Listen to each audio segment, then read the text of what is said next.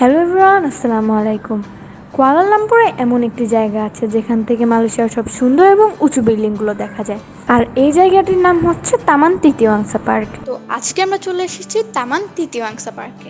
এই পার্কটিতে ঢুকতে কোনো টিকিট কাটা লাগে না এবং কোনো টাকাও দেওয়া লাগে না। পার্কে ঢুকতে প্রথমে চোখে পড়বে একটি বড় গ্রাউন্ড, যার ওপারে একটি লেক আছে।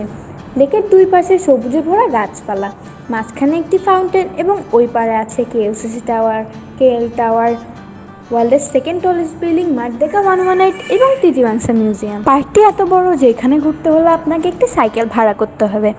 আপনি এখানে নর্মাল সাইকেলও ভাড়া করতে পারবেন, আবার ফ্যামিলি সাইকেলও ভাড়া করতে পারবেন। সাইকেল ভাড়া করতে 1 আওয়ারের জন্য 10 রিঙ্গিত মানে 250 টাকা পে করতে হবে।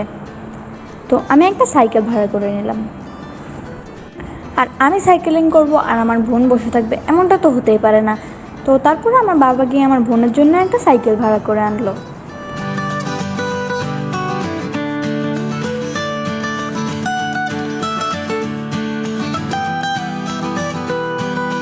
তো অনেকক্ষণ সাইকেলিং করার পরে আমরা গিয়ে এক জায়গায় বসলাম।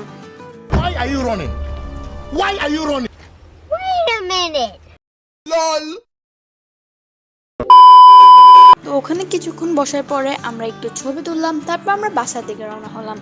তো আজকে এই পর্যন্তই। আজকের ব্লগটা ভালো লেগে থাকলে লাইক করবে এবং ফলো করবে। দেখা হবে অন্য ভিডিওতে। Bye bye.